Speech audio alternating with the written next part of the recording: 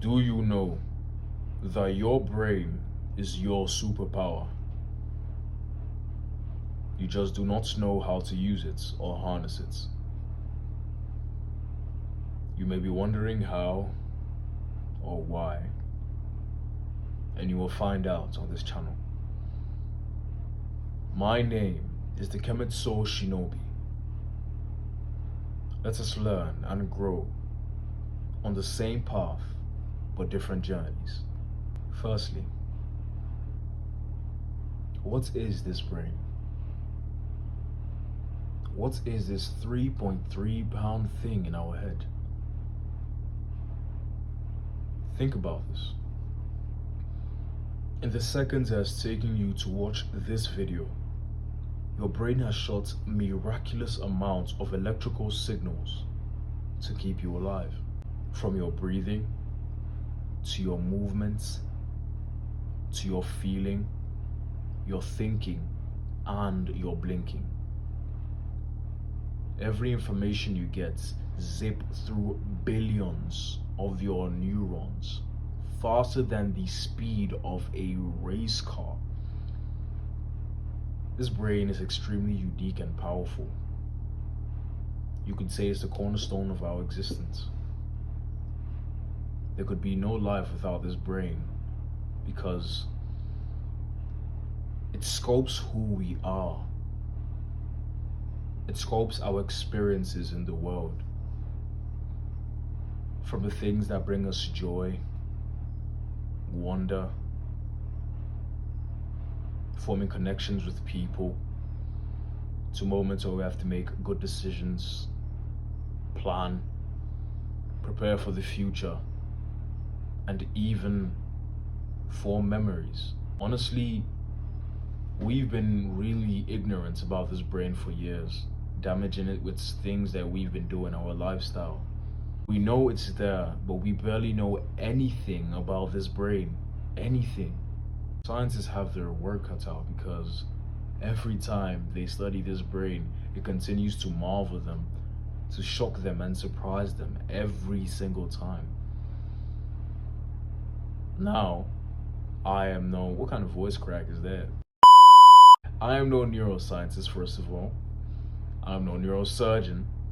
However, I am reading from a book written by a neurosurgeon, a professional neurosurgeon called Sanjay Gupta, a man who has been studying the brain ever since he was little because he found it interesting. In this book, Mr. Sanjay Gupta collaborated with other big neuroscientists who have graduated from the biggest universities around the world studying the brain. So everything I say is scientifically proven. Did I mention everything I say is scientifically proven? Okay, I said that. In this book, Mr. Gupta goes into detail about the natures of the brain, things you probably wouldn't even see on the internet. Now, this brain is extremely selfish and demanding. Think about this. This brain, this thing that's roughly 2.5% of your body weight, steals 20% of your total blood and oxygen in your body. This thing that's this light, this little thing steals 20% of your blood and oxygen. And it's extremely fragile despite its extreme functions and versatility. That means that we have to take care and pay attention to this brain. It demands our full attention and care, just like a baby would. You wouldn't just carry your brand new iPhone 15 and just throw it in the air and watch it crash, because it would cost you a lot. That's exactly how the brain is, but 100 times more important. 100 times. If you don't take care of this brain, listen to me. If you do not take care of this brain, it will be your worst nightmare. But if you take care of his brain, it would be your superpower that you never realized you've had all this while. Now, this brain has capabilities that no computer can or will ever rival or ever achieve. It's even lighter than most laptop computers. It has processing speed. It has the storage capacity. It has the circuitry, the encoding, and the encryptions. I mean, sure, you could say that it doesn't have a storage that's waiting to be filled, or it cannot calculate in the manner of a computer. But it has extraordinary abilities as well. I mean, did you know that your eyes sees everything upside down? It is your brain that collects the inputs and converts it to the ideal image.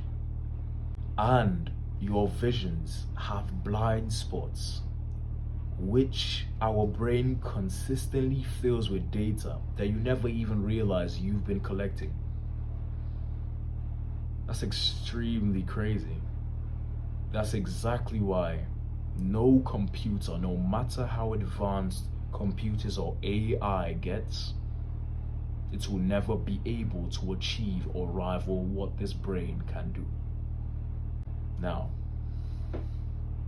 in this brain, there are 100 billion neurons, give or take, and 100 billion nerve fibers.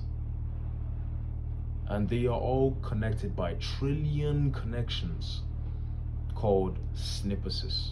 These connections are responsible for our ability to think abstractly, to feel angry or hungry, to remember, to rationalize, to be creative, to know which way is up or down, to reminisce about the past, to plan for the future, to feel fear or danger, to sleep well and dream.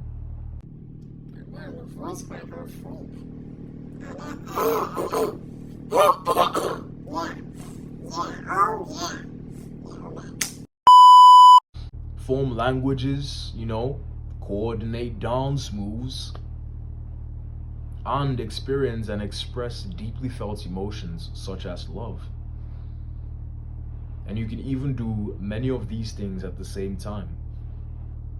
Perhaps you're watching this video and digesting your beverage, or digesting your meal, or you're probably even thinking about your weekend plans at the back of your head, and most especially breathing. Each part of our brain has their own specific defined purpose, and they all link and work together in a coordinated manner.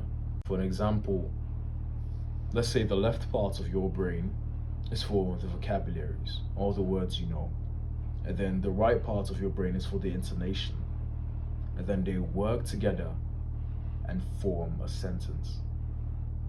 That's how this brain operates. That's a massive amount of teamwork, I'd say. Let's just talk about something we are all familiar with, something we've probably all experienced: trauma. We're going to be using an example of a man called Phineas Gage, neuroscientist's most famous patient of a severe brain injury. Mr. Phineas Gage was a 25-year-old man who was working on a construction railroad in Cavendish, Vermont, 1848.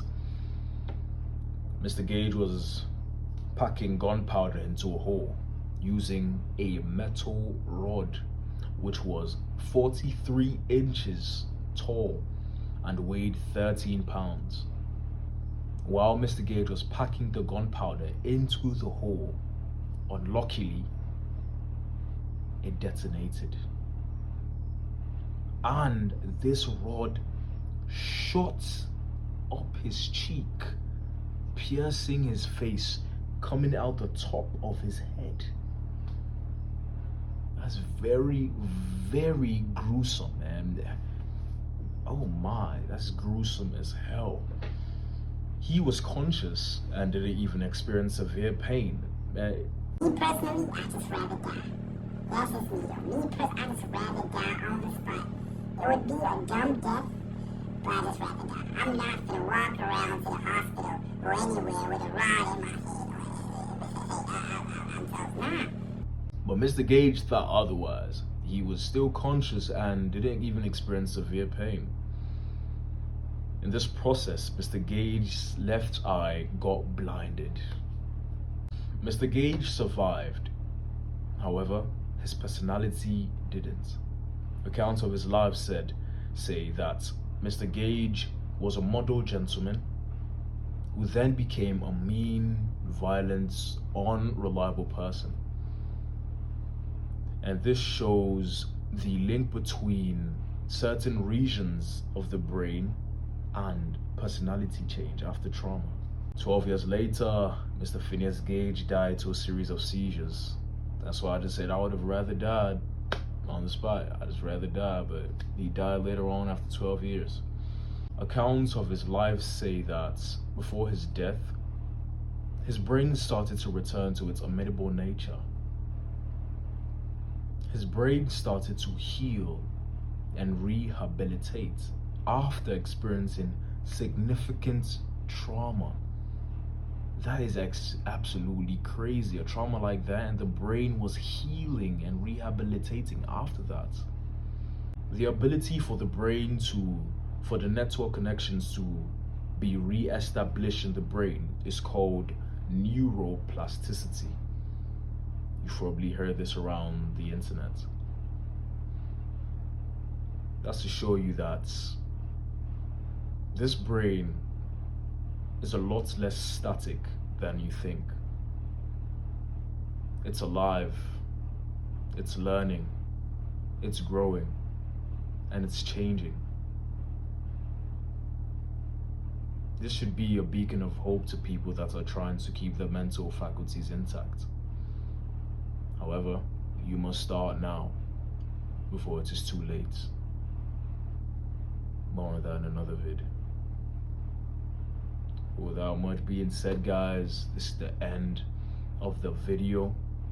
If you liked and got value from this video, then drop a like and hit the subscribe button if you would like to optimize your brain for the success that you want and deserve.